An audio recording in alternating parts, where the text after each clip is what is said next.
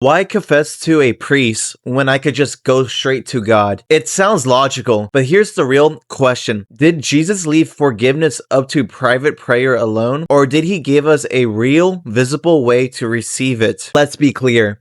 You should go directly to God. You must repent. You must ask for forgiveness. But here's the truth most people miss. Only God decides how forgiveness is given, not us. And when we look at what Jesus actually did, we don't just see private forgiveness, we see a sacrament. After the resurrection, Jesus tells his apostles, if you forgive the sins of any, they are forgiven. If you retain them, they are retained. John 20:22 through 23. That's authority. And it raises a real question. How can they forgive or retain sins unless those sins are brought to them? Jesus didn't leave forgiveness vague. He made it concrete. Sin isn't just breaking a rule, it's breaking a relationship. If I break your window, I can tell God I'm sorry, but that doesn't fully repair what I did to you. At some point, I need to come back and say, I'm sorry. I take responsibility. Confession is that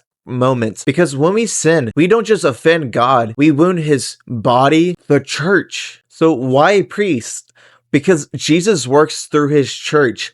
A priest doesn't act on personal authority, he acts in the person of Christ. So when you hear, I absolve you from your sins, that isn't just advice or encouragement. It's Christ acting through the sacrament. Here's the key. For someone conscious of grave sin, confession and absolution are the ordinary way. Reconciliation happens with God and the church. The only exception is when confession is truly impossible. And Catholic teaching is also very clear here. Perfect contrition, which means sincere sorrow for sin out of love for God, can obtain forgiveness of mortal sins, even before sacramental absolution. When it includes the firm resolution to confess those sins as soon as possible. So yes, God is not limited by the sacraments, but he is also the one who gave them as the ordinary way of reconciliation, and he calls us to receive them. And be honest, if you only confess privately,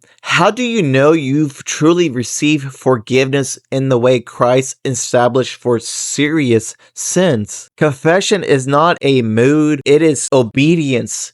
Grace received through Christ's church. Even when someone turns back to God with perfect sorrow, that repentance includes the firm intention to go to confession as soon as possible. Why? Because Christ did not leave forgiveness as something invisible or uncertain. He gave us a place to receive it. It is so easy to say, God, forgive me for everything, but it's much harder to say out loud, I lied, I was prideful, I sinned. Confession brings sin into light, and what stays hidden stays unhealed. Now here's something many people miss. Forgiveness is real, but sin can leave real damage behind. That's why the church calls penance satisfaction or expiation, not to buy forgiveness, but to help repair what sin has wounded and to train the heart toward true conversion. God made you body and soul, so he gives you forgiveness in a way you can experience it. You speak your sins, you hear forgiveness, you receive grace. Confession isn't human invention, it is divine wisdom. And even for everyday sins, venial sins, regular confession is strongly recommended because it forms conscience and it heals tendencies towards sin and it strengthens the life of grace. So the question isn't, can God forgive me directly? Of course he can. The real question is, why ignore the ordinary means Christ gave you, especially for grave sin,